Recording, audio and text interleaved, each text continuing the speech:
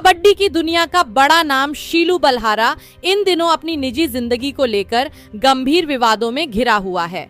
पत्नी मुस्कान की मौत के बाद मामला दहेज हत्या, घरेलू प्रताड़ना और कथित अवैध संबंधों के आरोपों तक पहुंच गया है।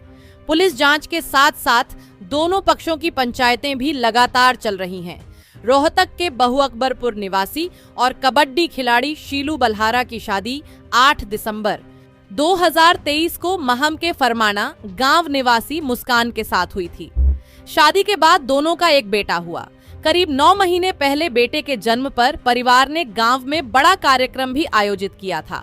31 जुलाई 2026 को मुस्कान की संदिग्ध परिस्थितियों में मौत हो गई। इसके बाद मुस्कान के पिता सुखबीर की शिकायत पर बहु अकबरपुर थाना पुलिस ने पति शीलू बलहारा, ससुर सुरेंद्र, सास निशा और देवर मनीष के खिलाफ दहेज हत्या का मामला दर्ज किया। शिकायत में शीलू पर कई युवतियों से कथित अवैध संबंध होने तथा मुस्कान को लगातार मानसिक और शारीरिक रूप से प्रताड़ित करने के आरोप लगाए गए हैं। मृतका के पिता का आरोप है कि मुस्कान को शीलू के कथित अवैध संबंधों की जानकारी मिल गई थी और उसके पास इसके सबूत भी थे। इसी बात को लेकर शीलू अक्सर उसके साथ मारपीट करता था और तलाक लेने का दबाव बनाता था। सुखबीर ने पुलिस को बताया कि करीब 15 दिन पहले मुस्कान नाराज होकर मायके आई थी, लेकिन परिवार ने समझाकर उसे वापस ससुराल भेज दिया। उनका कहना है कि यदि उस दिन बेटी को वापस न भेजते तो शायद वह आज जीवित होती। पिता के अनुसार घटना वाले दिन मुस्कान ने फोन कर बताया था कि ससुराल पक्ष उसकी हत्या की साजिश रच रहा है। इसके बाद जब उसे दोबारा संपर्क नहीं हो पाया तो परिवार बहु अकबरपुर पहुंचा, जहां मुस्कान का शव मिला। परिजनों का आरोप है कि यह आत्महत्या नहीं बल्कि हत्या है। एफआईआर दर्ज होने के बाद पीजीआई में मुस्कान के शव का पोस्टमार्टम कराया गया।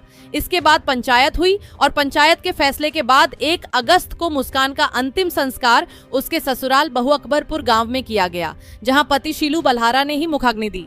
इस दौरान एक वीडियो भी सामने आया जिसमें परिजनों ने मुस्कान के शरीर पर चोट के निशान होने का दावा किया। जानकारी के अनुसार अंतिम संस्कार के बाद शीलू बलहारा और मुस्कान के पिता सुखबीर के बीच करीब 10 मिनट तक बातचीत हुई, जिसमें दोनों के बीच तीखी बहस भी हुई।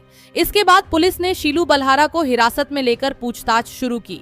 उसके पिता सुरेंद्र और भाई मनीष से भी पूछताछ की गई। इसके बाद 2 अगस्त को बहु अकबरपुर और फरमाना गांव में दोनों पक्षों के बीच कई दौर की पंचायत हुई।